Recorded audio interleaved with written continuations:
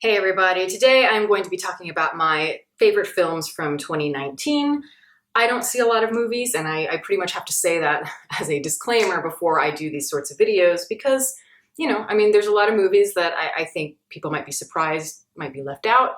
I have not seen films like Pain and Glory, which is something I'm interested in. I haven't seen Uncut Gems yet. I haven't seen Little Women. But at the same time, who knows when I'm going to be able to get to all of that. So I figured I might as well just go ahead and do this and tell you some of my favorites. I'm not doing a top 5, top 10 or anything like that. Just a handful of movies that I really liked this year. And I think that you might like too. These are not going to be in any particular order, but I am saving my favorite film of the year for last because there is a definite one that sticks apart from the rest as usual. And I'm not saying these are the best films. I'm not claiming that they are the best in terms of quality. They are just the ones that resonated with me, the ones that I returned to the most, the ones that I thought about the most. I want to start with a film that I really liked a lot that came out towards the end of the year, and that is called Parasite by Bong Joon-ho, and I'm really glad that it's gaining a lot of notoriety in America because it should. I like it because it was so ballsy in a way. I like how it is able to stretch genre conventions the way that it does. And it's really hard to categorize. And while you're watching it, it's constantly shifting and you're not really sure what you're experiencing. And that's very interesting. It's a beautifully constructed movie in a way that always feels very focused and very controlled. But it's always keeping you on your toes. You're constantly guessing that the tone is shifting throughout. It's part satire, it's part social commentary, it's like part horror thriller, it's part disaster movie, it's all kinds of things. Yet the heart of it and all of the meaning, the core themes they just remain effortlessly intact. It's a film about class struggle, of course, on a basic level, but more importantly, I think it's about how everybody, no matter your environment, no matter where you come from, no matter how much money you have, we all have our dark sides and we all have our reasons for why we're doing something or why we're trying to gain something from someone else. And out of that comes a lot of greed. So it's a really interesting examination on society. I would say of anything on this list, I honestly think it might be the best quality film, and in terms of just how well made it is from beginning to end. The director, for me, it is a very unique one, clearly influenced by American auteurs, especially of the past, and somehow reinvigorating it in a way that feels very cinematic and very fresh and now. And I love his approach to things, so I'm really excited to see more things that he's come up with and also revisiting past works that he's done. Next on my list is Marriage Story, and that is written and directed by Noah Baumbach. This is a very personal film for him. It's semi-autobiographical, and it's basically him just confronting himself as a person and his own failings in a marriage that fell apart in the past for him. I like that the movie is, in a way, kind of an updated version of Kramer versus Kramer, which came out in the late 70s. It's definitely a primary influence, but it feels more balanced to me, even though it is still from the point of view, I argue, of the Adam Driver character. It just overall felt more balanced. I felt more dimension from both the husband and the wife. They're both flawed, yet also very good-natured in their own ways. I think why the movie works so well and what makes it so refreshing is that the core of these people are very good-natured and very respectful of each other, and that is what saves them, it seems, because in this movie, it's a very sad depiction of what happens when a marriage falls apart. It's very raw. It's sort of existential crisis where the both of them are forced to confront the things that they loved about each other, why they loved it, and whether or not they still do. And though these people are no longer suited for each other, that love still remains in a very complicated way, though bittersweet. I found the movie to be, it's very funny, but it's also quite powerful. And I think the cast in particular is fantastic in this movie. A very modern meditation on relationships and trying to understand the other person that you care about in whatever capacity that might be. Next, I'm going to talk about Lighthouse, and this film was written and directed by Robert Eggers, and it's actually co-written by him and his brother. And it is his second feature-length film here after The Witch, which is a movie I really liked.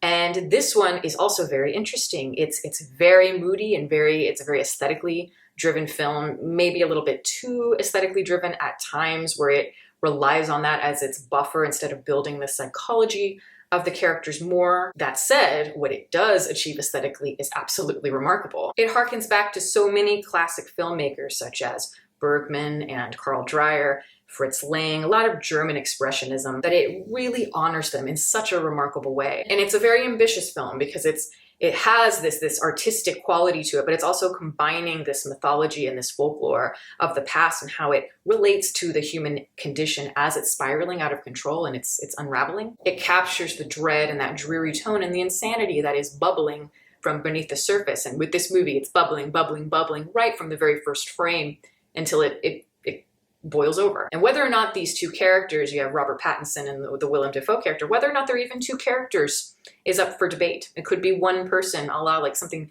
like Persona, a movie I just rewatched. But it does a really beautiful job of blurring those lines and hinting at the insanity little by little by employing a lot of surrealism and even like psychedelia and sexuality, violence, and homoeroticism. All of those things blending together is really interesting to see. And we see that a lot in film, particularly now in more the art house horror films, but I really admire the ones that do it well, and this one certainly does. It feels like it resonates no matter what era, or I should say it feels like it could resonate no matter what era. It's one of those old timeless tales, and it's meant to be in the style of that. Willem Dafoe is wonderful in this movie, just chewing up as much scenery as he can, it seems. I'm quite intrigued by both the movies he's made thus far, and I really look forward to whatever he comes up with next. He is so young, so it should be an interesting career, hopefully. And now I really want to talk about my favorite movie of the year, the one that I saw and I just kind of thought, this is going to be a tough one to top. And I saw it a lot very early last year, and it is Climax,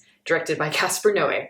And those of you who know me are probably not surprised by me having this as my favorite. It certainly does have its flaws. It has a lot of inconsistencies within the structure itself, and there is fairly loose structuring, even as far as Gaspar Noé is concerned. That's just kind of how he is. I have problems with all of his films, glaring issues. But, you know, his films are just messy, and that's just kind of part of it. He doesn't seem to really care. But the reason it's my favorite film is because I think it affected me the most in the sense that it challenged the idea of what cinema is and what it can do. There are really good movies out there, and there are great movies out there, but they ultimately still feel like I'm watching a movie. Like I go into the theater, I sit down, and I'm watching a screen. There's always a disconnect where it's like I'm definitely sitting in front of a screen. I rarely forget that I'm watching a movie, but Climax to me is kind of next level, and Gaspar Noé just in general is a next level kind of filmmaker. You know, it's a very progressive cinematic experience that immerses you in the world in a way that no one else does as effectively. I love the opening especially, but the first half of the film, the camera for the most part is pretty stationary through the scenes of dialogue, and there are all these long shots of the dancers that they just play out the choreography without cutting. It's like a step-up movie that meets Busby Berkeley and some weird surreal version of The Red Shoes. I mean, the Red Shoes is very surreal, but I guess what I mean to say is surreal in a different sort of way, in a very Gaspar Noé sense. And you might think while you're watching it, like, what's the point of this? But I think there really is a major point, because it's setting up so much of what you're going to experience, but it's more intuitive. There are so many hints of what's to come, and you do need to see the movie multiple times in order to get that. But it's unfolding organically, and you see the interactions between the people through movement. And the idea of dance being that sort of abstract way of conveying that is absolutely amazing to me, and a brilliant idea. And it reminds me of a lot of long sequences you might have seen in a movie like 2001, A Space Odyssey, or even something like Fantasia. And this is, of course, a psychedelic movie. So as the LSD is kicking in that abstract movement, that form of expression, it starts to become acts of physical desperation. And it becomes this very toxic experience. As we're observing, as audience members, we're observing sort of the human condition and the social building blocks through the symbol of this dance troupe. And we're seeing all of that being put to the test through the LSD experience. This movie and all of Noé films do push you to the very edges of the emotional spectrum in a way that feels very dangerous. It feels very violent and toxic, yet through the suffering comes some sort of revelation and some sort of euphoria,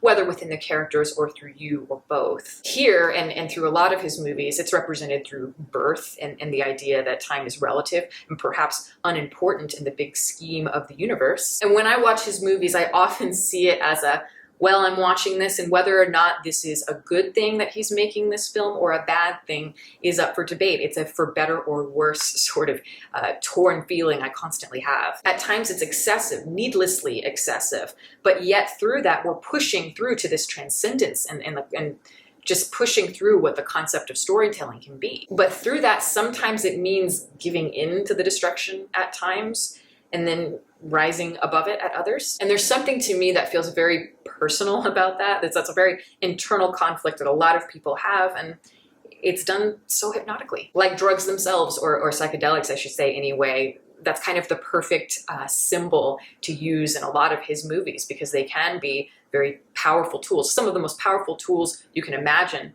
to examine yourself and to better yourself and learn about the world and what's beyond it. But at the same time, there's a fine line, and you can easily cross over into it becoming excessive. Maybe if you take too much or you've done it too many times, it can be very horrific and masochistic and ultimately psychologically damaging. And he's moving all in between those lines and skirting them for sure. Another thing that I think is really cool about this movie in particular is that it's very three-dimensional. It almost feels like a video game, or it's like an interactive experience. And when I said that like this movie does feel more immersive than anything, it's because you feel almost part of it. It's almost like if you were taking like the concepts that are utilized in movies like The Red Shoes in 2001 and The Shining, and there are many different influences here, but you're kind of updating it for a new generation, a VR generation. But there's something very fluid about it, and you often don't know how you feel after you've seen his movies, and that's a very exciting feeling for me. And honestly, the first time I saw it, it was an unforgettable experience, and I knew it would be, because I know Gaspar Noé. I've seen this movie 10 times, I think, probably all the way through.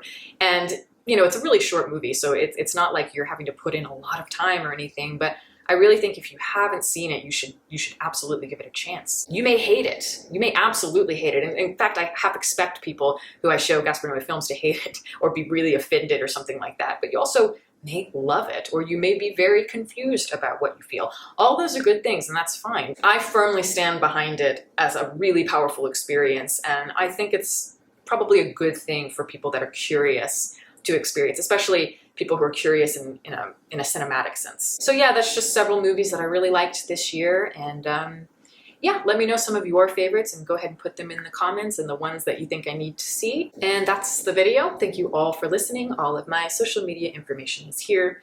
You can watch more videos here, and you can subscribe if you want to. Catch you next time.